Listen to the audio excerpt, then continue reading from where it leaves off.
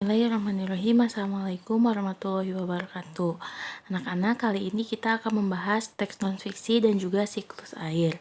Nah, teks non-fiksi itu adalah teks yang dibuat berdasarkan fakta, realita, atau hal-hal yang terjadi dalam kehidupan sehari-hari. Jadi, berdasarkan fakta ya, kalau teks non-fiksi itu seperti yang sudah kita pelajari sebelumnya. Nah, teks non-fiksi ini teks non-fiksi ini contohnya itu yaitu biografi, karya ilmiah, dan juga laporan berita. Nah, ada cara mengidentifikasi teks non-fiksi. Yang pertama, kita harus membaca teks. Ya, membaca teks secara keseluruhan. Yang kedua, kalian harus mencatat gagasan pokok ya atau mencari ide pokok. Yang ketiga, sajikan dalam bentuk peta pikiran.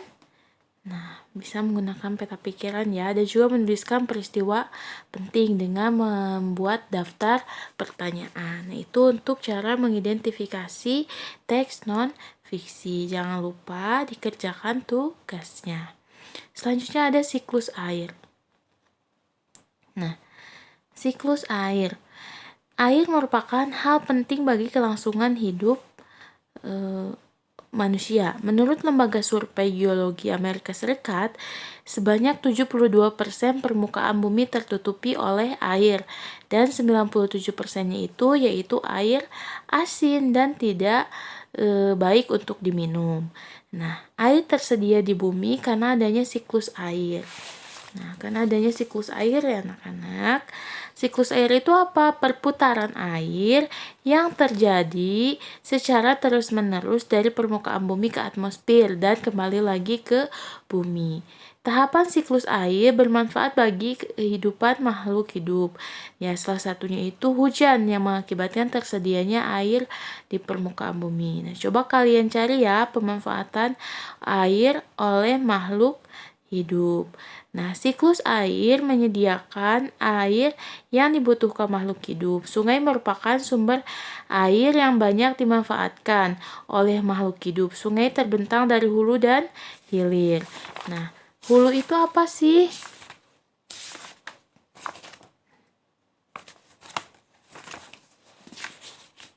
Hulu air sungai itu apa? Apa ya? Ada yang tahu? Nah, hulu itu merupakan berasal dari pegunungan, sedangkan hilir yaitu bagian akhir dari terletaknya sungai, yaitu dengan berdekatan dengan laut. Nah, coba kalian perhatikan proses siklus ini ya, atau kalian juga bisa lihat di halaman buku kalian ini ya.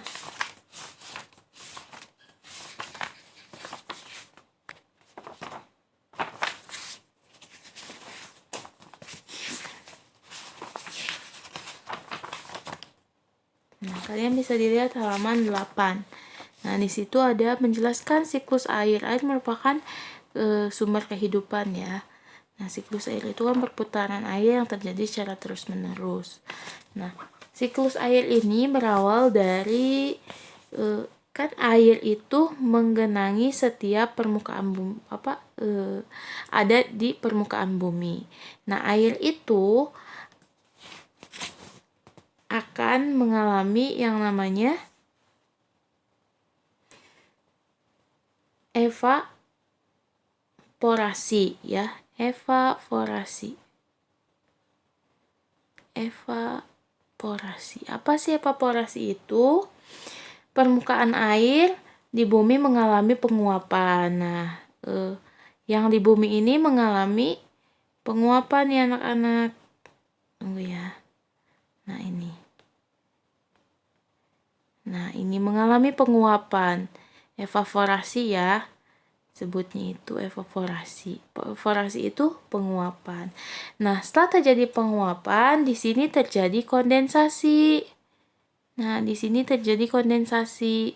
Kondensasi itu apa? Uap air di atmosfer mengalami pengembunan membentuk awan. Ini ya, di sini. Setelah itu udah membentuk awan. Ini ya, berkondensasi.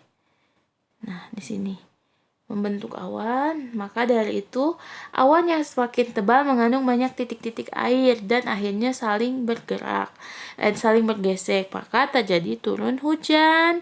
Turun hujan itu disebutnya apa? Disebutnya itu persipitasi atau titik-titik air jatuh menuju permukaan bumi dalam bentuk hujan ataupun salju.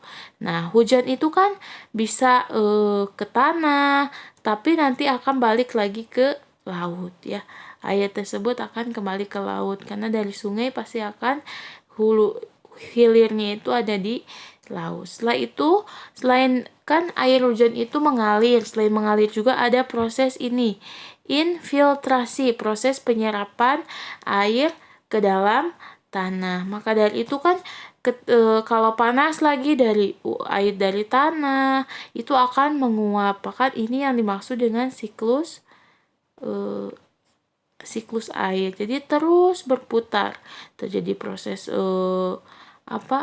penguapan, dari penguapan kondensasi, ada partisipasi, ada infiltrasi, ada evaporasi dan lain sebagainya itu ya.